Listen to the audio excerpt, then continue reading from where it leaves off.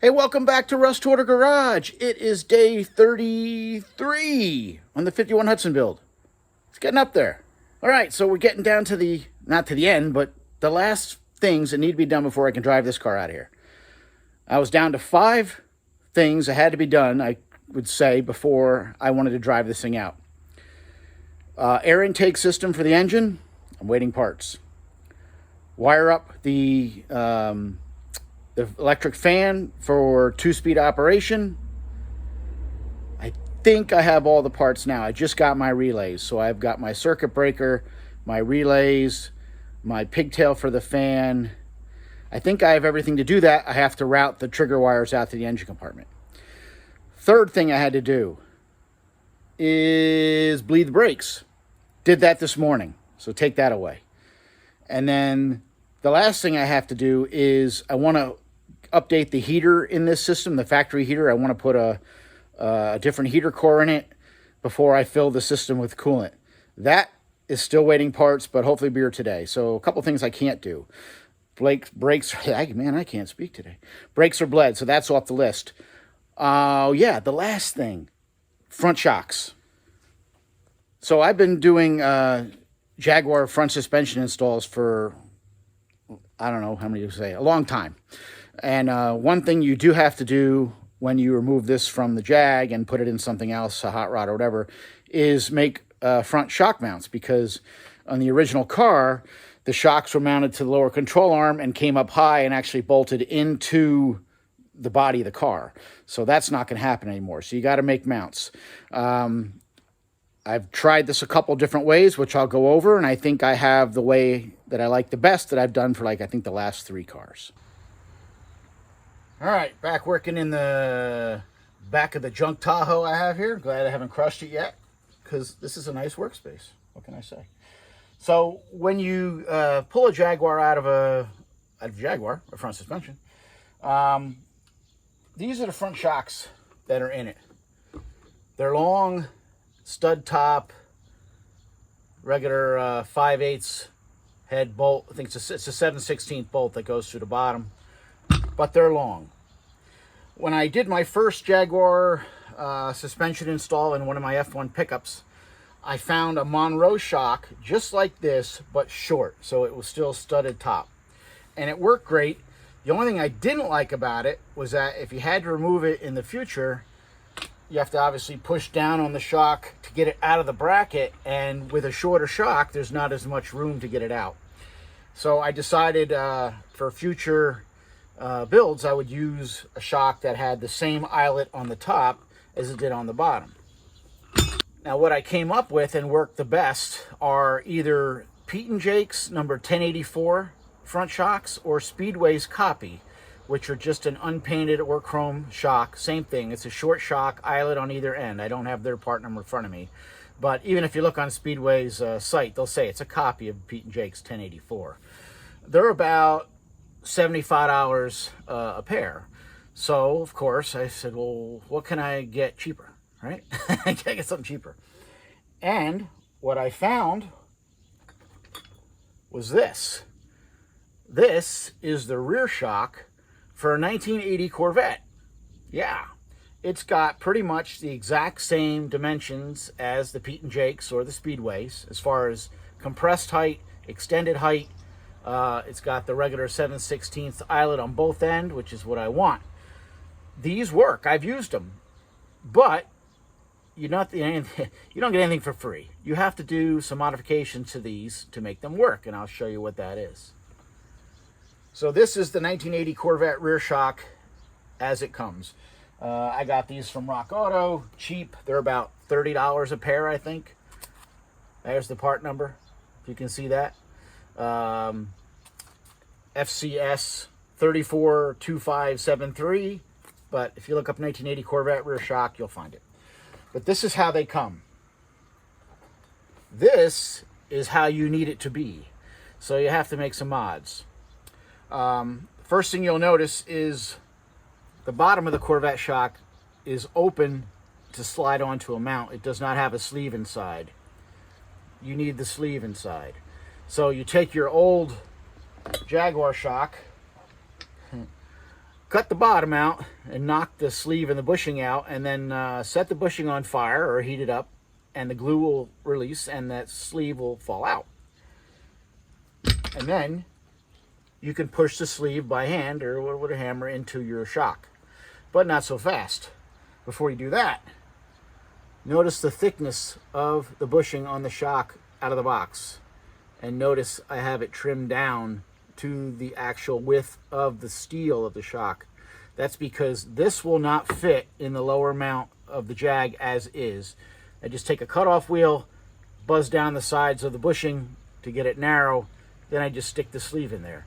That takes care of the bottom. Nice and easy. It just takes you a few minutes, but you got to do it. Next modification, and you'll see why we have to do this. The Corvette shock comes with the dust cover on top. Can't use it. Got to cut it off. So, you know, first thing you just cut around it and it'll slide right off the shock, and then you just use a cutoff wheel and I trim off the top so it looks like that. And the reason for that, you'll see when I show you the mounts. As this shock compresses, or rather, with the mounts I'm using that I make, this is too wide. So when the shock compresses and moves, this is going to hit, it's not going to have enough clearance. So this is the way to go. This is how the Speedway shocks are and how the Pete & Jake's 1084 shocks are. So that's what you want. So this is a fully modified shock that'll work. This is out of the box. Got to modify this one.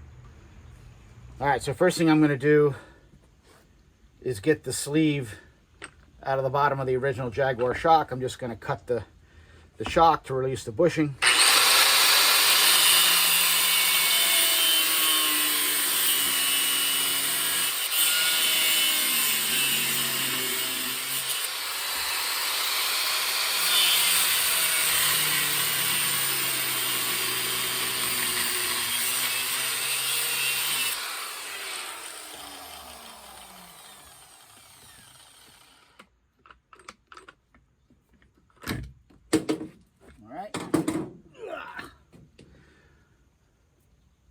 There's the bushing and the sleeve we need.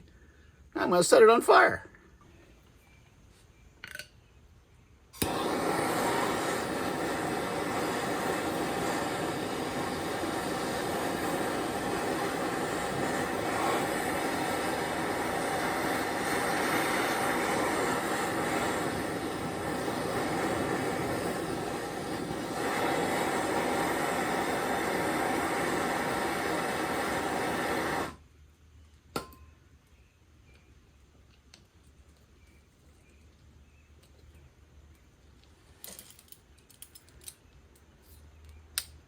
And you see the glue releases and sleeve is out. Clean up the sleeve with a wire brush.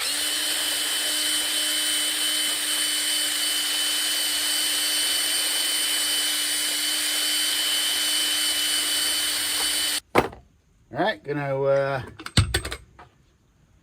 narrow these bushings with the cutoff wheel.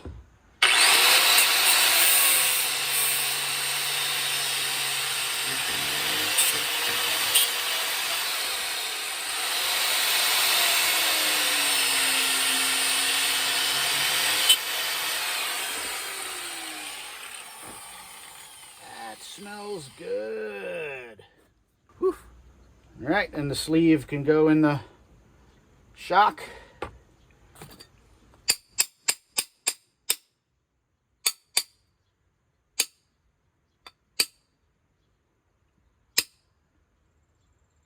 Perfect. All right, smoke is still everywhere. Last modification is to get the dust boot off. Just cut around this first.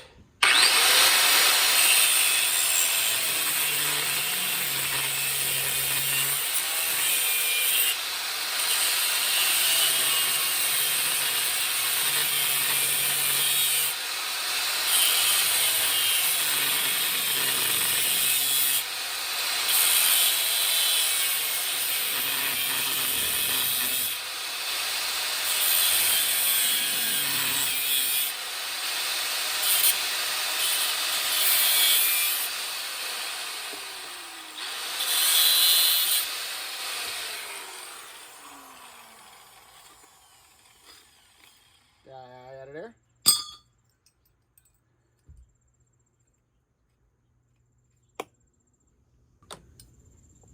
Next, I got to cut the top hat off.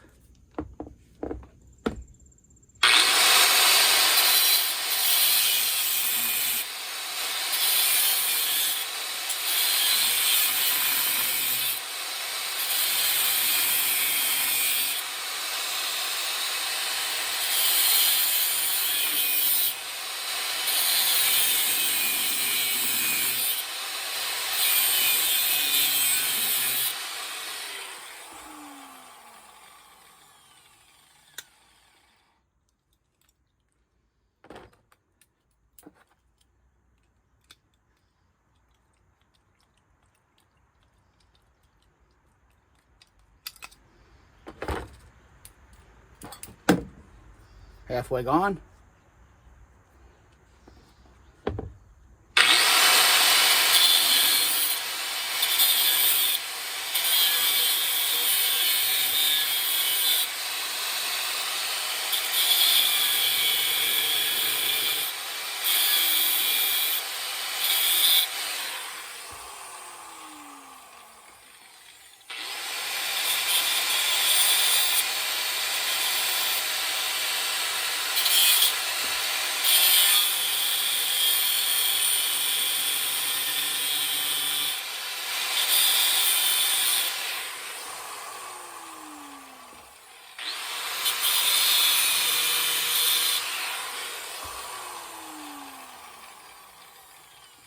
There you go, modified, ready to use.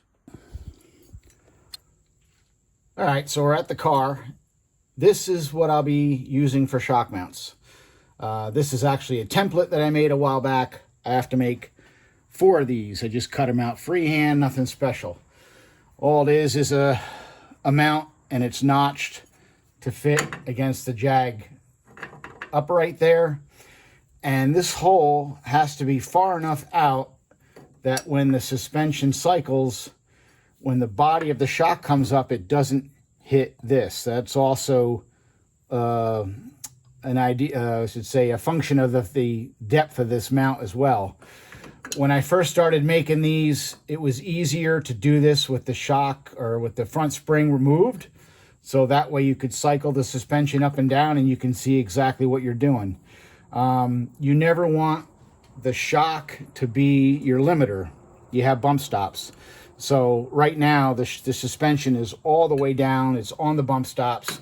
I'm going to put a bolt through this and weld it in so that the shock is not the limiter. You could still take the shock out. Same thing when the suspension compresses all the way. You want the bump stop on the suspension to hit before the shock internally bottoms out and breaks things. So that's how I do that. One other thing I will do, and you'll see when I put this in, is when I bolt this all together and put a bolt through this and into the next mount like this, I'm going to put a washer in here and then the mount, basically to give me just a little bit of spacing, so after it's all welded in, when you have to replace these shocks someday, the shock will be able to move in and out and won't be so crunched in against the mounts. Just something for servicing.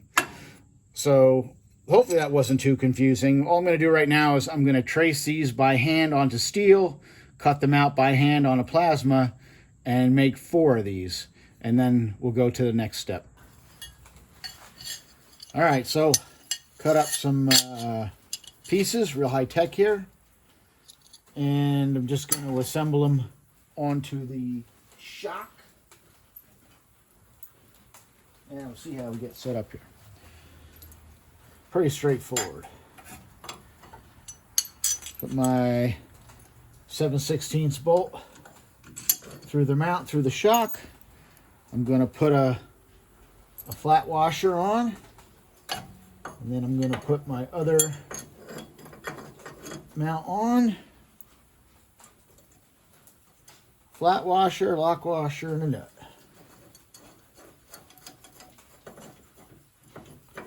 Those are going to lock onto the the upright like that. I'm going to tighten this bolt down. Let's see here.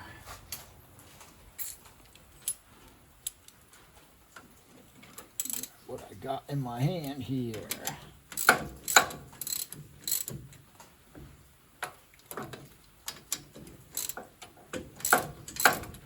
Get that tightened down.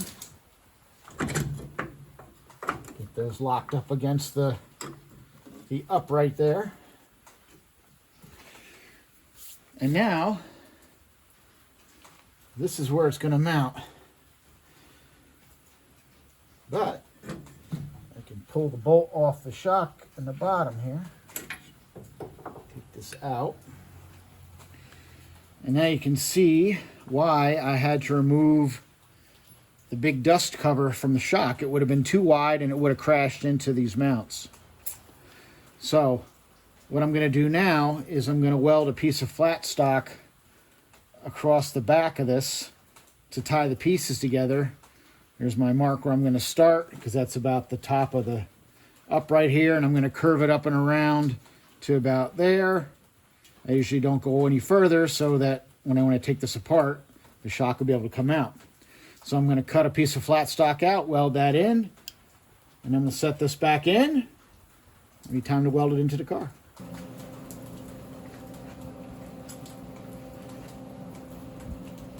And there we go. Backbone welded on it.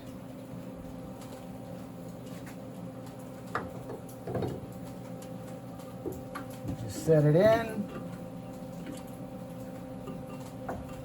The lower bolt in.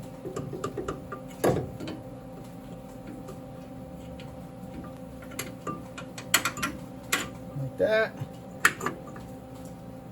Get that set so it's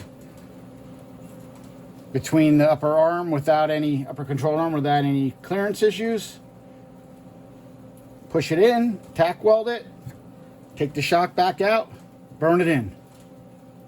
And that's it for shocks. So we'll get this one burned in and then get the other side done.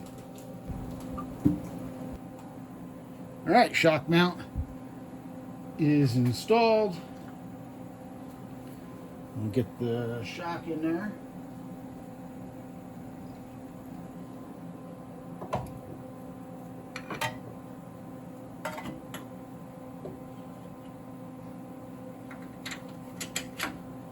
And you see why I left when I put a washer in between the mount and one of the sides of the shock. When I welded it up, it left a little bit of a gap. So now it's easy to put the shock in and out. For servicing, because if you just crunch it to the shock and weld it together, it'll be really tight.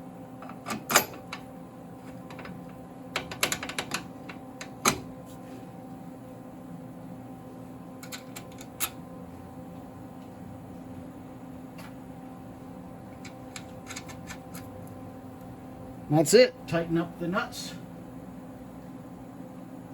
And this one is done. And on to the other side. All right, that's going to be it for day 33. Got the brakes bled this morning. Got the shocks done this afternoon. Been a good day. Getting down there. Only a few things left before we drive this out. Air intake system has to be done. Heater core has to be done. And we got to wire the electric fan. I think that is it. I still want to put gauges in the car and stuff, but that won't stop me at least from driving it out of the garage. So stay tuned. I got to see if my parts get in here, if I have everything on hand, and then it'll just be whatever I do next. Guess that's it. Thanks for watching. It's moving along, and it's almost done. Well, almost done before it's time for paint. All right. See you on the next one. Later.